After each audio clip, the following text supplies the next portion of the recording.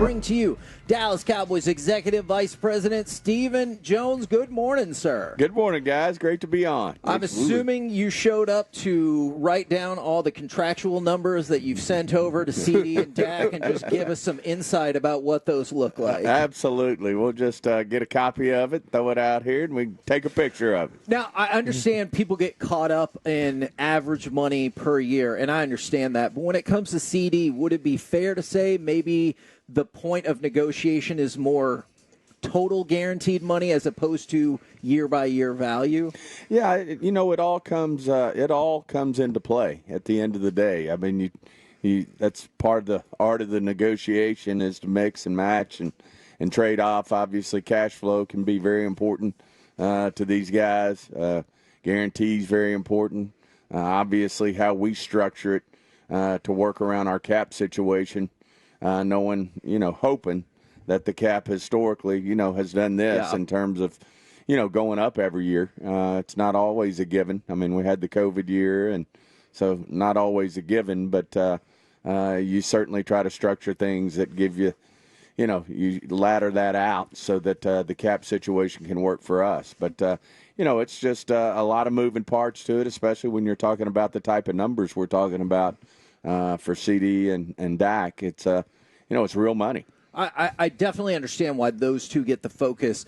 Is it advantageous from a long-term planning aspect to try to get Micah done now as well to potentially spread some of that signing bonus money out? Well, Micah's a year removed. He's 1 year trailing on CeeDee. So, typically these things really don't come to fruition, till this year in terms of their, number of years in the league. And, as far as Mike and CeeDee, none of them can go anywhere for another 3 years. So, right. Everybody gets uptight thinking, well, we're not going to have CeeDee. Well, CeeDee can't go play anywhere, as long as we have our tags. Now, at some point, 3 years from now, if we don't have one of them done, then we'd have to make a decision which one to franchise. But, we've got a lot of confidence that we'll get this done. And CeeDee and his team are working with us. It's very upbeat and cordial, and same thing with Dak and Todd, and feel the same way. So it's just a work in progress. I know everybody'd like to just put it on the back burner and move on from it, but that's part of it. He said long-term,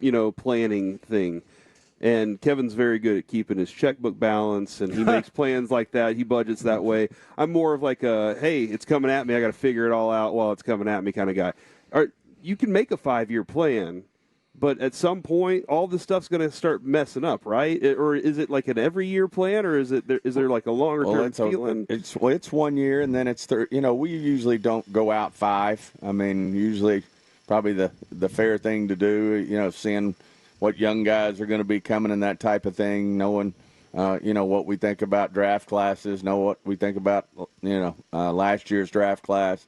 3 years is probably a fair number that we look at in terms of the cap. Okay, all right. Well, that kind of. And then, of course, we drill down hard when we're trying to make everything work, for a given particular year. Now we're looking at the same time of how it's going to affect, 1 year out and 2 years out. The other part of that too is, when it comes to that kind of, like, you want players to be loyal, you want to show loyalty, and those shows of getting those contracts done with your guys.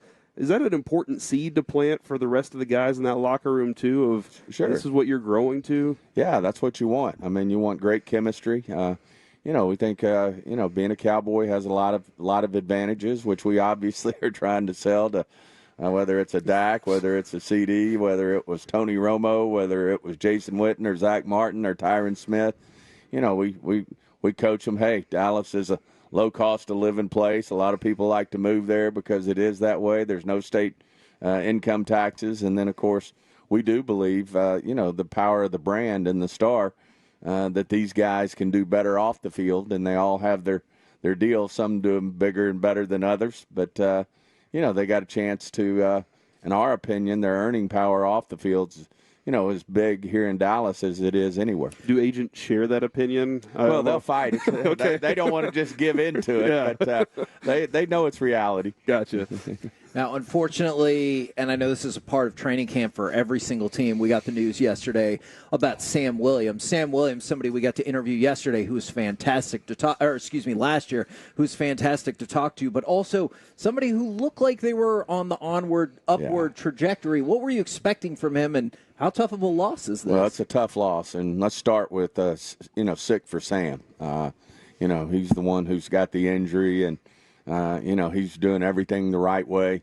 Everything was trending in the right direction. He, was a big reason why we were able to, let Dorrance Armstrong go. I mean, we love Dorrance Armstrong, but we felt like Sam was coming. And then, of course, the addition of Nealon has been really big, and he's really flashing out here, catching some people's attention. We haven't put on any pads yet, so it's a little premature to start anointing anyone. But no, Sam is that's a tough loss. It's a tough. I hate it for him, but it's a tough loss for this team, and we were counting on him to really step up. And felt like when we did the evaluation of last year, that he was one of those guys that really deserved and should have had more repetitions in games last year, and certainly was on the docket to be a big part of this football team. But we got some young guys, as I said, Nealon being one of them. Some other guys will step up. And, of course, as we like to say, Will and I do player acquisition. Jerry and Will and I. 24/7. 24/7, 365. So, those guys are combing out there looking for, guys who can help us. And we'll just see where we go from there. But as you said, unfortunately, it's part of this business. It can be fragile when you lose these guys like this for the year. I mean, obviously, we had the situation with, guys like Overshone and John Stevens and Diggs last year. So, all teams, unfortunately, are, for the most part, go through this at some point, and it's part of our business. But like I said, just heart goes out to Sam first and foremost, and obviously something that will be a challenge for us to work through, but we'll do it. You mentioned Overshone. That was the guy that felt like he was the name of training camp last year. Like, when you talk about people flashing, he was getting a lot of buzz.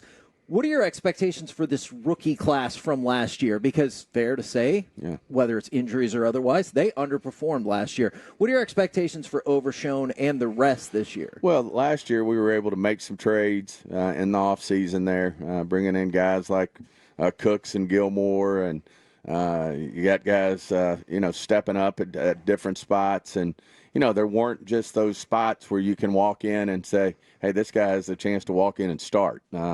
Certainly a guy like Guyton now, we've got a veteran in Chuma, but with Tyron gone, with, guys like Biotic gone, there's opportunities here. Obviously, with Dorrance Armstrong being out, that gives Nealon a chance to really step up. BB, of course, a guy like Marist is going to have an opportunity here. So, every year can be a little different depending on, how your veteran depth is on your football team. And I think we've got some slots now that some guys can step up and play right away. And I think that class from last year, you're going to see some guys. I know Schoonmaker had some health issues that he had to work through, but, looking forward to seeing him out there. And then obviously that draft class, guys like Overshone. We need Mozzie to step up now.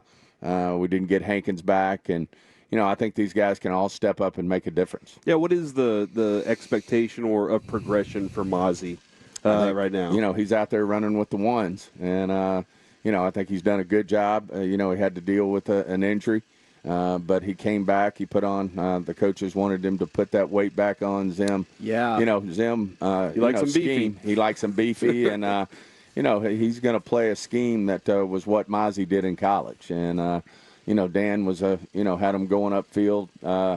And I think Mozzie was thinking maybe he needed to lose some weight to do some of that. But I think Zim's got him dialed in here and, is going to ask him to do some things that are very familiar to Mozzie in terms of what he did at Michigan, and certainly utilize a lot of his skill sets, which are his size and strength. Steven, I know you guys have taken it in the pants this offseason a lot from our fans that we see on the Twitch and stuff like that, too. Never from us. No, yeah, never from us. Yeah. Well, there are fans as well. That's why they're frustrated. Yeah, I'm a lifelong Cowboys fan, born and raised here in DFW. So, well, not here in DFW, but the when you're looking at another loss like last year, I thought last year's team was very well built, very well constructed, a lot of talent on it. And I know that's deflating to lose a game like that to Green Bay. And when you have to kind of go back and assess where have we fallen short these last 3 years in the playoffs, what's been the thing? What have you kind of come up with that you're like, that's kind of the key point right there? I just think, you've got to bring, and Mike, historically, McCarthy's been good at that. I mean, he gets teams prepared for success in the playoffs. He's been to multiple championship games. He's won Super Bowls. So Mike understands it. It's just, sometimes you just have some bad luck. And, I didn't think we played our best defense against Green Bay. I think Dan be the first to say that.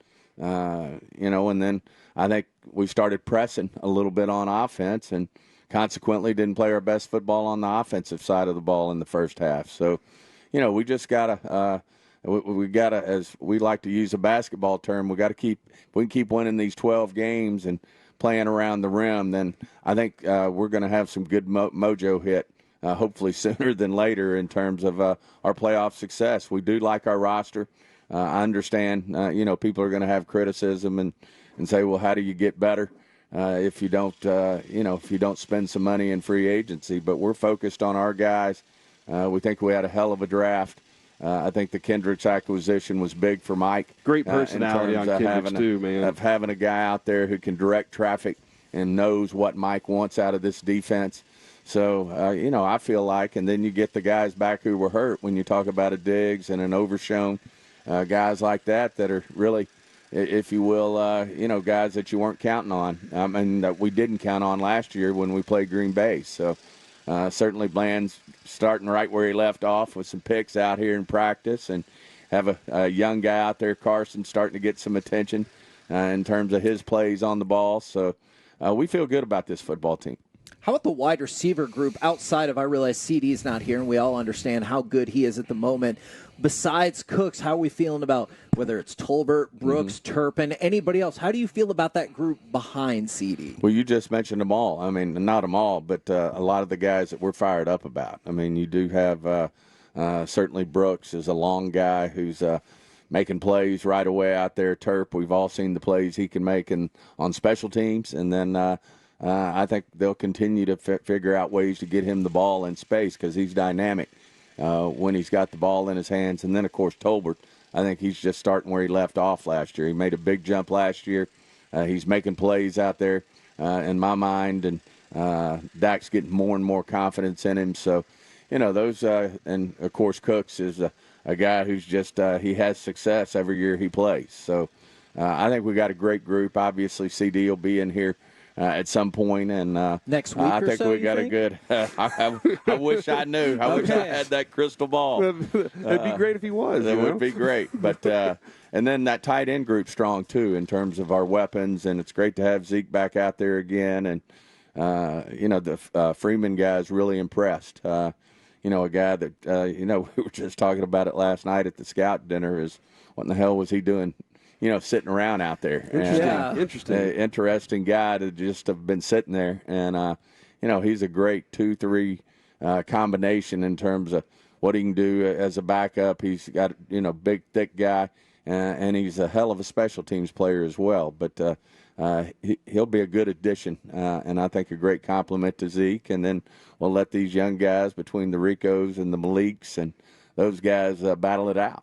I'm glad you brought up that tight end position, because Ferguson got a name for himself after that Seattle game last year as he'll run right through anything for Dak Prescott. Yes, That's nice to see. Well, he's a competitor. He comes from coaching, and his grandfather. There was a bad man in Wisconsin, and so Barry Alvarez. He comes by it naturally, and then I think the other guys, too. I mean, obviously, John Stevens was having a hell of a camp before he got hurt, he tore his ACL. And then, of course, You know what we think of Schoonmaker. We got a second-round pick in him.